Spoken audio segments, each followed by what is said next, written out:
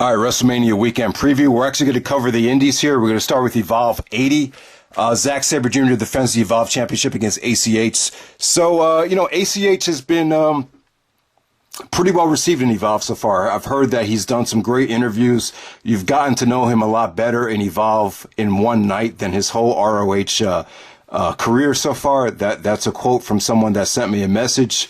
So I'd be excited to see Zack and ACH. I think it's an interesting mix right there. Not exactly the dream match you want to see Zack in for WrestleMania weekend, but that'd be a cool matchup. I'm happy that Zack is the Evolve champion. He finally defeated Timothy Thatcher. I believe it was at Evolve 79, so I definitely want to check that show out down the road. So you could watch Evolve and the Super Show on flowslam.tv.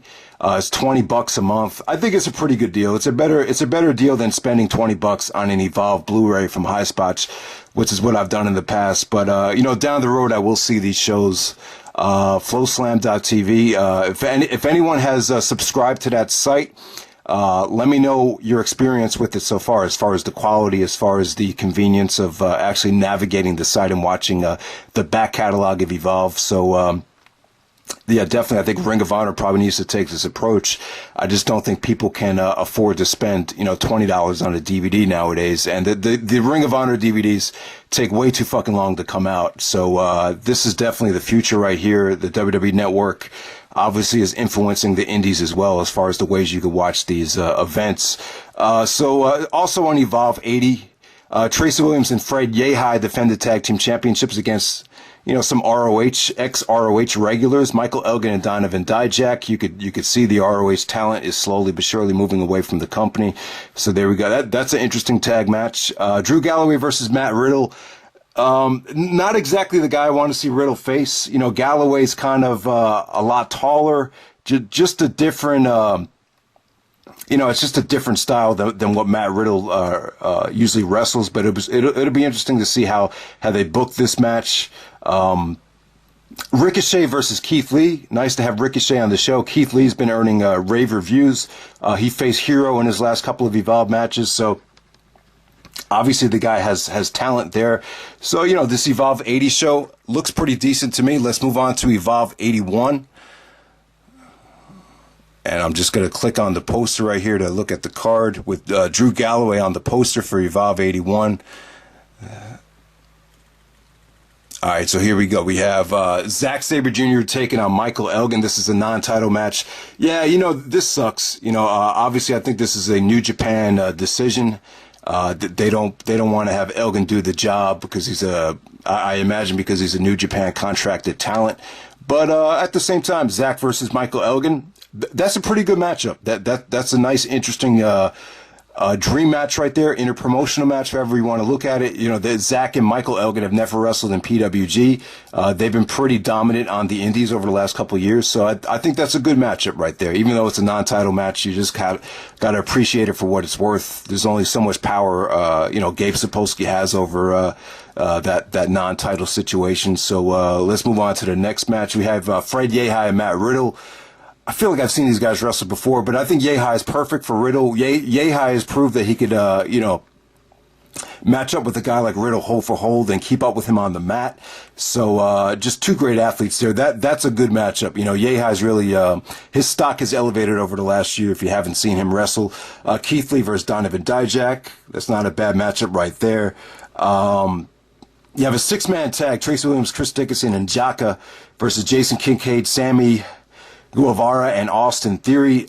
I imagine that would probably be a good six-man tag right there that would steal the show on the undercard. Drew Galloway versus Leo Rush.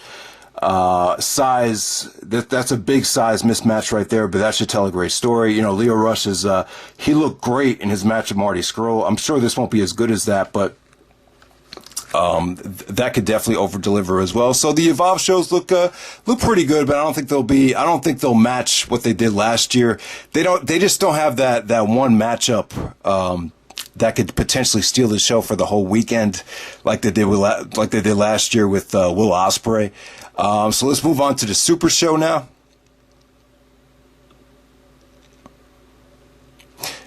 Here we go with the Evolve Super Show, Mercury Rising 2017.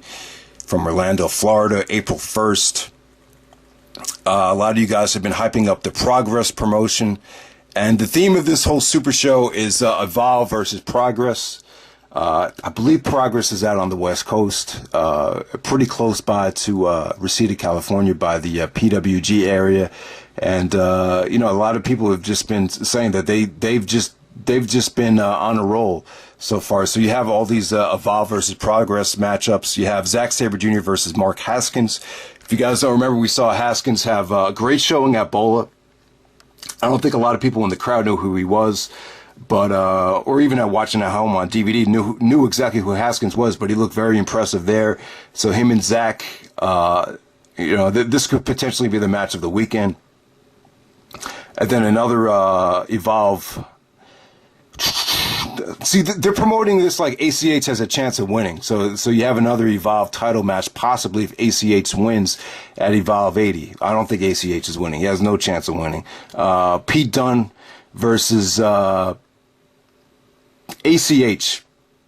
I haven't really been impressed with Pete Dunne in PWG from what I've seen of him. But maybe it's a situation where, in Progress, he was able to, show more what he could do over there. So let me know if you're interested in Pete Dunne versus ACH. Ethan Page versus Jimmy Havoc. I have no idea who Jimmy Havoc is, but I imagine he has some talent if they're promoting him in the third match of the third attraction of the night. Travis Banks and TK Cooper versus Chris Dickinson and Jaka. Another tag team match with Evolve versus Progress right there. Lou Fisto defends versus Su Yung. That's actually the Women's Shine Championship match. Keith Lee versus Jason Kincaid. So, I like the theme of this. I love the Evolve versus Progress, competitive aspect of this show. It's a super show. So we'll see what happens there. Not a bad weekend for Evolve. It definitely looks like an interesting weekend. So let's move on to Ring of Honor. We got Supercard of Honor 11. Ring of Honor. This does not look like a good weekend for Ring of Honor. I'd have to be honest with you. I'm pretty underwhelmed by this card. There's been some rumors that WWE might just go ahead and finally buy Ring of Honor. I think honestly, I just think it's time to pull the trigger. They have 15 good years, but the situation with Sinclair. Even though the shows have been good, there hasn't been that one year where I really got excited about the company, and it's ever since Sinclair took over, it's just always felt like such a dry company. But the fact that WWE is probably on the verge of buying them after the New Japan shows are over, I'm not really that upset about it. I'm really not, and I think Evolve could really use what's his name. Will Ospreay. They're really missing out on Ospreay. I'm just not really happy with how Ospreay is booked on this show. There's not that one show or one match here that I think could really, steal the show for the whole weekend. You have the Hardys and the Young Bucks in a ladder match. They're not calling it a ladder war. They're calling it a ladder match. I would have preferred just a straight up tag match here. I think we saw them use weapons and ladders enough in the triple threat match at the anniversary show. But I'm still sure this will be great. Anytime you put the Young Bucks in a main event, it'll be good. Hardys aren't what they used to be, but they might surprise us here. I mean, Matt Hardy from a character standpoint is pretty much hotter than ever. And, Jeff still looks, great for his age. So this could still be great. I just think this has potential to be just a little bit sloppy. Christopher Daniels versus Dalton Castle for the ROH World Title. I don't know. I don't know what to expect here. You never know what to expect in a title match with Christopher Daniels. He's really pushing it in age right now, but I'm happy for him. I'm happy that he's getting a chance to walk into WrestleMania weekend as the champion. But I don't know. It's just weird when you put him against Castle here, because Castle's been more of an undercard comedy act over the last year. But this is a chance for Dalton to show what he could really do. I just hope this match it has potential. If they take this match seriously and it gets enough time, and has the right crowd, it could be something special. But I just wouldn't be that excited about it. It's just for a WrestleMania weekend Ring of Honor World Title match. I would have put Daniels against Lethal. I think that would have been the better way to go. ROH Television Championship match. You have Marty Scurll versus Adam Cole. That's potentially be match of the night. If Adam Cole brings his A game, I think this could be amazing because Marty is on a roll right now. He's been incredible. To me, he's been the best performer in ROH over the last couple of months from what I've seen. Cody versus Jay Lethal in a Texas Bull Rope match. I get why they're doing this because, the Dusty Rhodes connection. Cody's father, Dusty's had numerous bull rope matches, even with Randy Orton in the past. They're not in Texas though, so why are they fucking doing this? I don't know. I don't really care for, Texas bull rope matches. That's how JBL won the title against Eddie. So that brings back some bad memories. The Briscoes and Bully Ray versus Hangman Page, Gorillas of Destiny. Like I say, it's tough to book the Briscoes these days. What can you book them in that looks attractive other than something like this? But, I'm not too interested in that match. Will Ospreay and Volador Jr. versus Dragon Lee and Jay White. Good matchup, has potential to be a match of the night. I would have booked Ospreay in a singles match here. I heard the match he had with Dragon Lee was phenomenal at Manhattan Mayhem. This could be amazing. I can see what they're going for with the tag team aspect of it. I think they want to create that please don't stop feel, and you could kind of get that more with a tag team match than a singles match. So we'll see what happens there. I was impressed with Jay White though. His opening match at the anniversary show. Frankie Kazarian versus Punishment Martinez, The Kingdom versus the Beer City Bruiser, and Silas Young. That seems like it's going to be a mess right there. Colt Cabana on color commentary, also scheduled to appear the Motor City Machine Guns. That's pretty much it. Let's just move on. I don't think Ring of Honor is going to have a good weekend, but could be wrong. It'll take forever for everyone to see this show probably. Hopefully they could put it up on demand if you guys want to watch it as soon as it could happen. Let's move on to the Hall of Fame really quickly. I'm just going to talk about Kurt Angle. They decided to have John Cena induct him.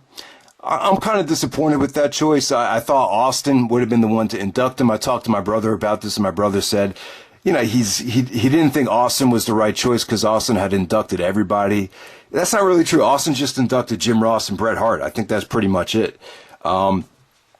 I thought Austin should have been the one to induct him because Austin and Angle pretty much carried the most important storyline in WWE history, the invasion angle.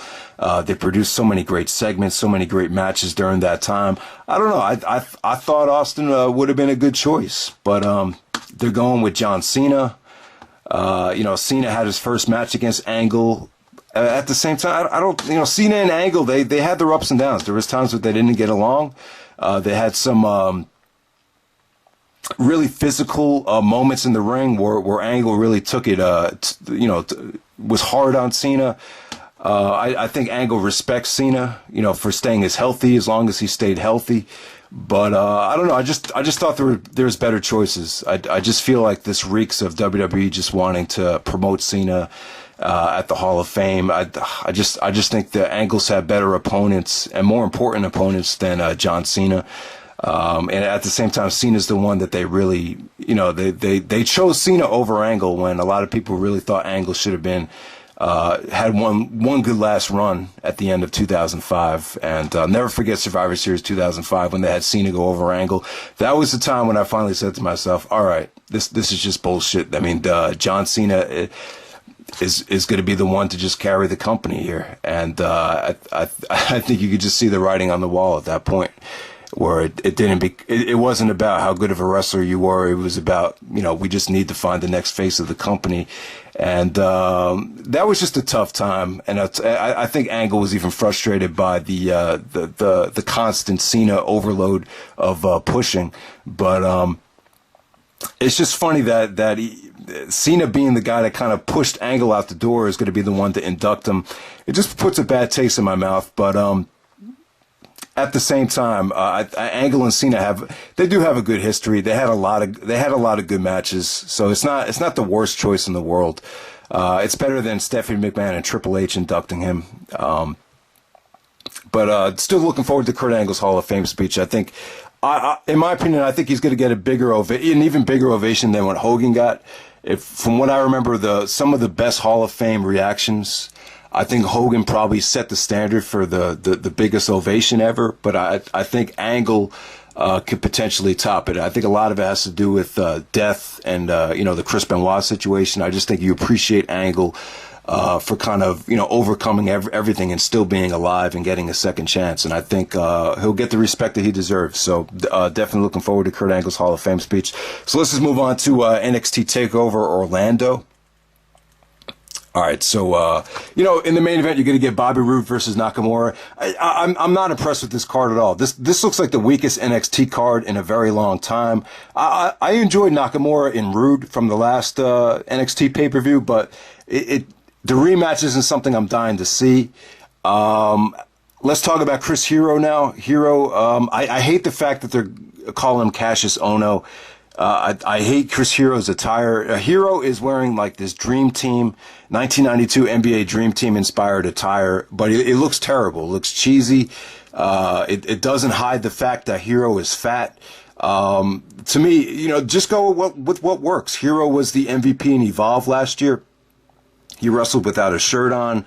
Him being that fat didn't affect his weight gain, but they're putting him in a position to fail wearing this goofy ring attire. It just doesn't look good. And I know Hero has some input on the ring attire. It's not all WWE's fault. I just think you just let Hero, either Hero's got to lose weight or you just let him wrestle with his shirt off. I just think it makes him different. Not every guy needs to be jacked up and looking like Dave Bautista or Randy Orton.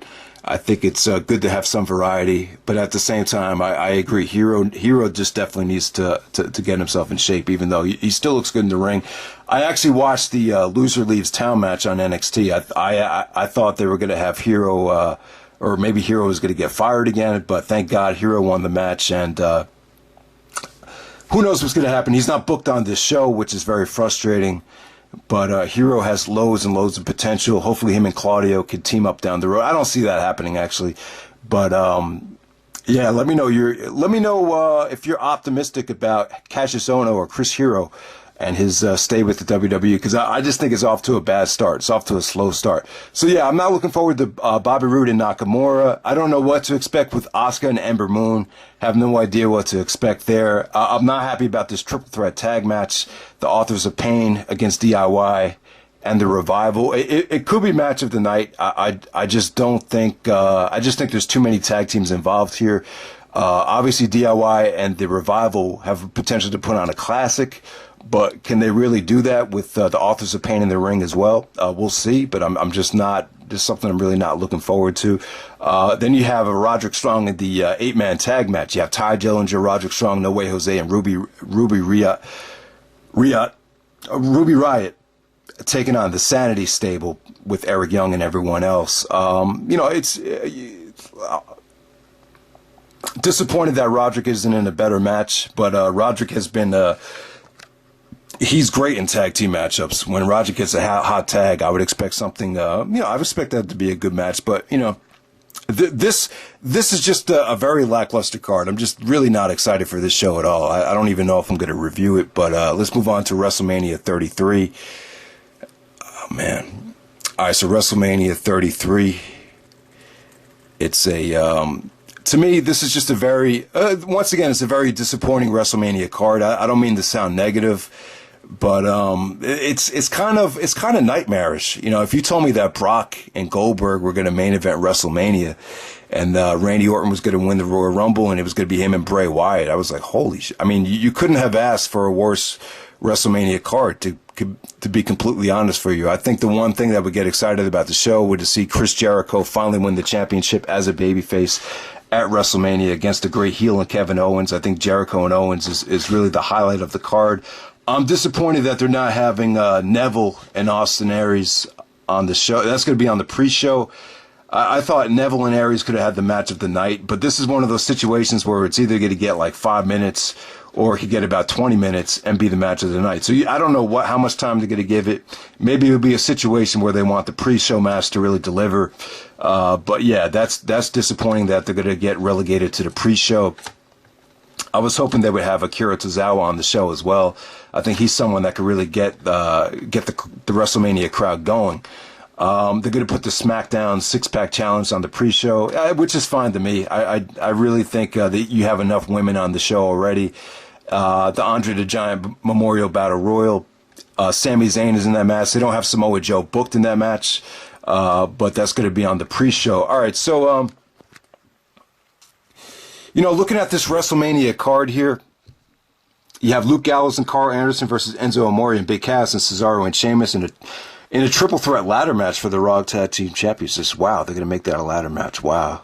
That could be interesting right there. I'm just surprised. I guess because it's WrestleMania, you want to have one of the matches be a ladder match.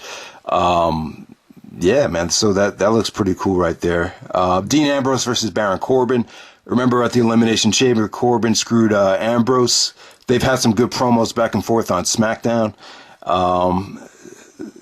So yeah, I can see that being second match of the night. John Cena and Nikki Bella versus The Miz and Maurice. This has been a joy to watch as far as the promos go. Cena's been great. The Miz has been great. There's been just a lot of insults, a lot of stuff that would hurt people's feelings in real life. So I don't know if they're really working closely together, or maybe these two couples really hate each other. There's just been a lot of insults from Cena directed to Maurice that I would imagine would hurt her feelings in real life. But maybe Cena's in a position right now where he could get away with saying anything he wants. So they really, if they're really making SmackDown definitely has a nice live feel to it, where you're just seeing a lot of rawness and a lot of unfiltered shots directed at people. I mean, it's been a great feud. It really both couples have really touched on things that the WWE normally just doesn't go there. So I've been happy with that. Jericho versus Owens. I hate the fact that this is for the United States Championship. It just looks off to me. But Owens and Jericho, I think the buildup has been good. I think the feud has been really good. Jericho's hotter than he's been in years. I think Owens is over as a heel. I think this is a match that everyone's looking forward to. Bayley, Charlotte, Sasha Banks, and Nia Jax. Not excited about this match at all. I don't see the point of Charlotte Flair losing the women's championship if they were going to put her in another match at WrestleMania. That makes no sense to me. I was excited that she lost because I thought we'd get Bayley versus Sasha one-on-one. You know what they could do in a one-on-one singles match. But as a four-way right here, I can see why you put Nia Jax in the match, because they had just done a triple threat last year. But I just think there's too much talent in the ring right here for this to be anything special. Now, Shane McMahon and AJ Styles, I think this would be match of the night. With Shane, you finally have a guy that could keep up with, Shane could keep up with AJ, and AJ could keep up with Shane. It's not a situation like last year where they're throwing Shane into the fire where he has to wrestle, an Undertaker who's well over 50 years old, that's slow and just not in very good shape. Here it's a totally different story. I think this will be Shane McMahon's best match since the Kurt Angle street fight. You can see how physical AJ has been with Shane. They've been very stiff with each other. There's going to be a lot of holy shit moments. I think these two guys are going to put it all on the line. I think AJ is a lot more comfortable than he was last year at WrestleMania, and I think these guys are going to have match of the night by far. With Rollins and Triple H, really don't know what to expect here. I would expect this to be very methodical with Triple H working over the injury.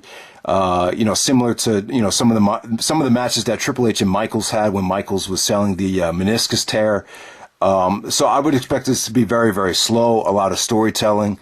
I wouldn't expect this to be your typical Seth Rollins match where he goes out there and tries to steal the show. This will be good from this will have some good psychology to it, but I just wouldn't expect this to be, match of the night or Triple H's best match at WrestleMania. But a good thing is it's on the undercard.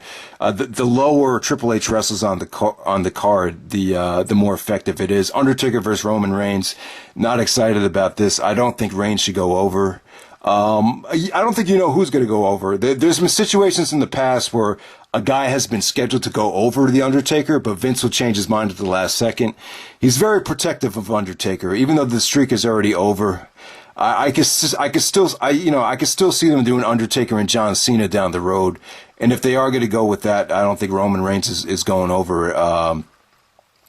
But there's been rumblings that this will be Taker's last match, and what better way to go out than to put over, some would say, is the future of the company. I don't enjoy watching Roman Reigns. He bores the shit out of me. I don't get excited about it.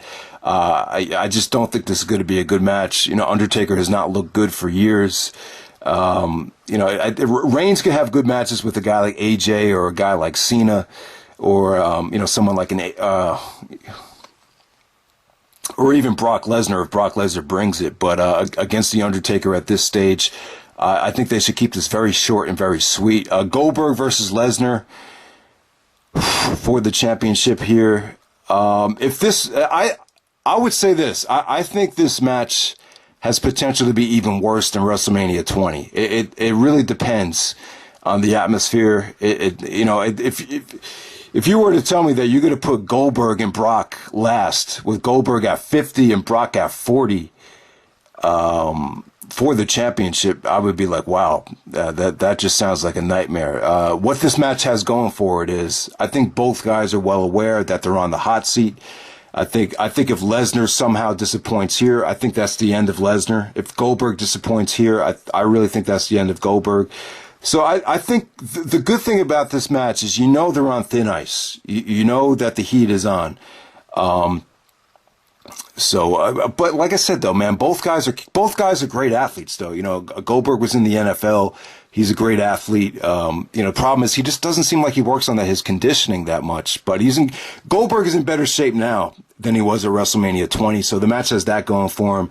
And I think Brock legitimately feels bad about how bad that match was at WrestleMania 20. Plus Goldberg has, went over him a couple times. But Brock doesn't deserve to be the champion. Neither guy deserves to be champion. And this really just puts a bad taste in my mouth. I don't think the crowd wants to see either guy win. I can see the crowd just shitting all over this, and it could end up being a complete utter disaster. Because even if they do work hard, if the crowd is crapping all over it, the negative atmosphere that you feel for the crowd will just hurt your enjoyment of the match.